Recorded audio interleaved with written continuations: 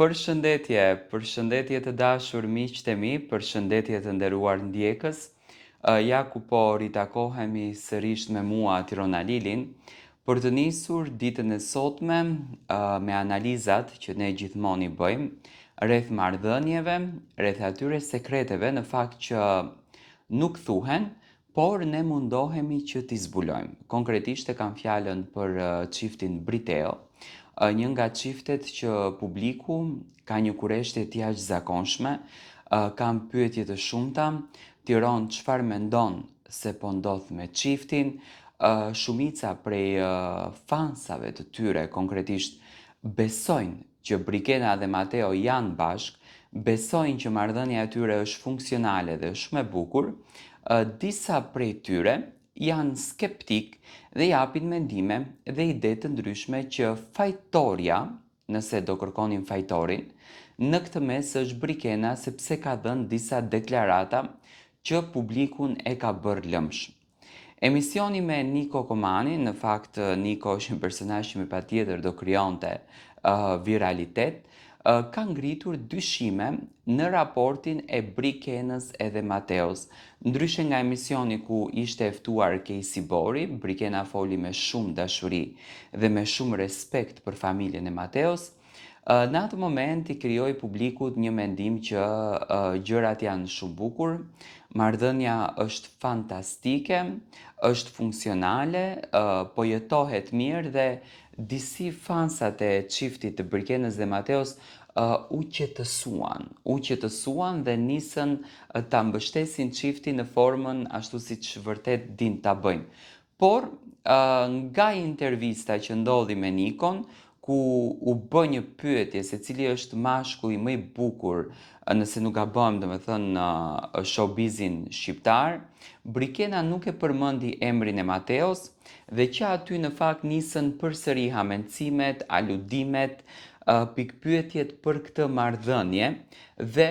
në episodin e radhës, domethënë Mateo u pa i shqetësuar, Mateo u pa i tensionuar dhe normalisht publiku filloi që të hamencon se çfarë po ndodh me këtë çift. Tani nuk mund të japi me njëherë ato bindjet e prera, unë kam qenë pak më skeptik gjatë gjithë kësaj rruge, sepse janë një çift pak që nuk mundesh të analizosh edhe aq lehtë, por gjithsesi me patjetër që një ide, një mendim rreth këtij raporti, rreth kësaj historie ne do t'japim. Mua nuk ma merr mendja që Brikena e ka bërë këtë gjën me Kastile dhe e ka bërë këtë lëvizjen apo e ka dhënë këtë përgjigjen për ta mërzitur Mateon. Mendoj që Niko duhet t'ja potencon përveç Mateos, por në thelb Brikena duhet të thot Mateo. Por duke njohur natyrën e Brikenës dhe duke njohur tipin e Brikenës, që domethënë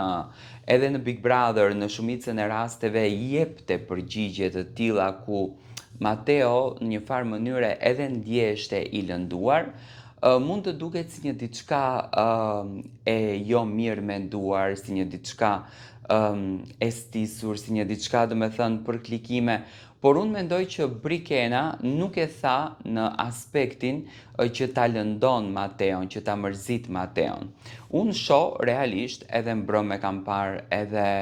një natë më parë, domethënë çdo natë shoh një raport korrekt mes Mateos edhe Brikenës. Janë të buzëqeshur, janë të fokusuar në punën e tyre, më së shumti se sa në raportin, sepse normalisht ato në Top Arena nuk janë për raportin, por janë për punën, për të moderuar rubrikën që Brikena ka, për të moderuar rubrikën që Mateo ka. Domethënë, nuk do të thotë që një deklaratë e Brikenës mund të jetë një deklaratë që mund të kishte krijuar krisje në marrëdhënie, sepse Mateo është personazh publik dhe e di shumë bukur se në çfarë forme mund ta ketë thënë Brikena këtë përgjigjen dhe në çfarë mënyre mund të jetë mund të jetë marrë, do me thënë kjo përgjigje. Unë mendoj që raporti i tyre është fantastik, se po të mos kishin raport, Brikena nuk do të fliste ato fjalë miradije për familjen, për Mateon, dhe të flisnin së bashku me motrën e Mateos, se sa xhelos është Mateo, se sa në një lidhje Mateo është i përkushtuar dhe se sa Mateo e bën një femër të lumtur, sepse do me thënë gjatë intervistës u trajtuan dhe këto temat. Dhe në qoftë se Brikena nuk do të ishte e lidhur, ashtu si që disa thonë, do me thënë, që kanë ngritur tash përsëri pikpyetje rreth këtij raporti,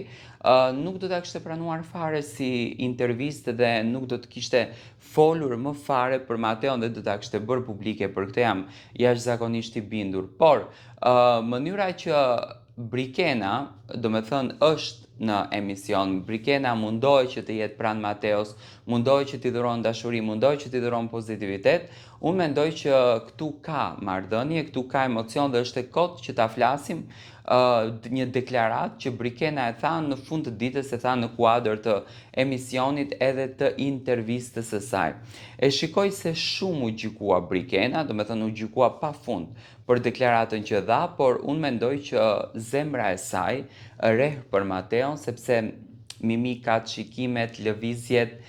energjia kur Mateo është në studio, energjia e të dyve bashkë, e bën që dashuria të jetë shumë e bukur dhe të jetë e vërtet. Andaj le të mos të bazohemi te këto deklarata, të cilat janë deklarata emisioni, për të dhënë një bindje dhe për të dhënë një përfundim, le të themi, rreth një marrëdhënie dashurie, që dashuria është një diçka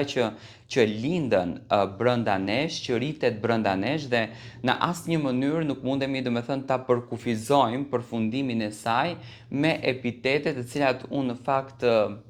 po i dëgjoj dhe në thelb